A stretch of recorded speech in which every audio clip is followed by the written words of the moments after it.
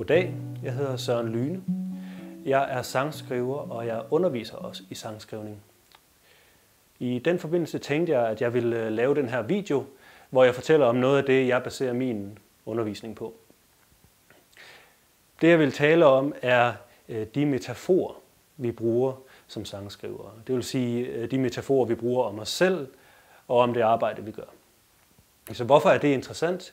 Jo, men det er det, fordi at de metaforer, vi bruger, har indflydelse på, hvordan vi tænker, og dermed på, hvordan vi handler. Altså sagt med andre ord, de metaforer, du bruger om sangskrivning, har sandsynligvis betydning for, hvordan du skriver sange.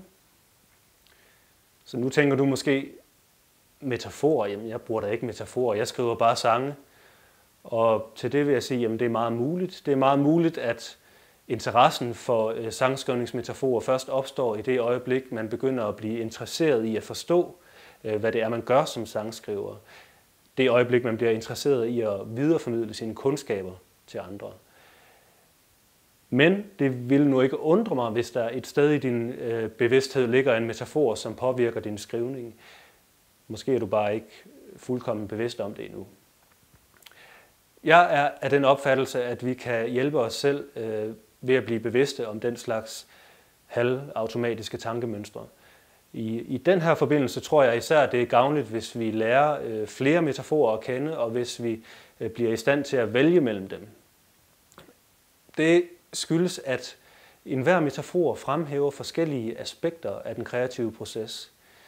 Det er aspekter, der hver især er lige legitime, og som hver især kan være nøglen til at komme videre med en sang, eller til at overkomme en skriveblokering.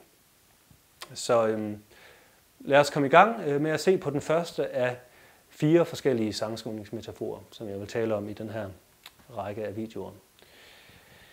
Så den første, jeg vil tale om, er det, man kunne kalde sangskriveren er en jordmor. Hvis du er den slags sangskriver, der lægger meget vægt på inspiration, så vil jeg mene, at der er en god sandsynlighed for, at du er påvirket af jordmor-metaforen eller en variant af den.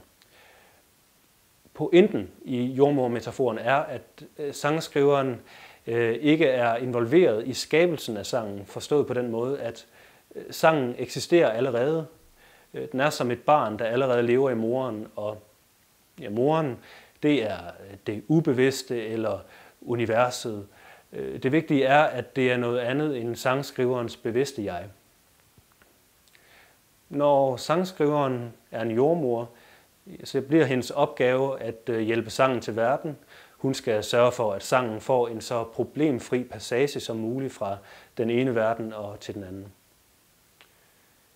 Det gode ved den her tankegang er efter min mening for det første, at det gør det lettere at acceptere det, der kommer ud af en. Det kan være, at der er noget i en, der har lyst til at skrive i en genre, som man slet ikke troede, man skulle skrive i. Eller måske synes man, at de ord, der kommer ud gennem munden på en, eller ud gennem pennen på en, ikke er værd at synge om, eller ikke passende at synge om. Og her vil jeg sige, at jordmor-metaforen kan være god, fordi den fratager sangskriveren ansvaret for sangens væsen, på samme måde som jordmoren ikke har ansvaret for barnets væsen. Jordmor-metaforen har også den fordel, at den tilskynder lethed. Nogle sangskrivere, og for eksempel mig selv, har en tendens til at være mistroiske over for det, der kommer let. Men hvis man gør det til sin ambition at bringe sangen uskat til verden, ja, så bliver lethed til en dyd. Det var så den første metafor, men vi er først lige begyndt, og i den næste video vil jeg tale om, hvordan man kan forstå sangskriveren som en skulptør.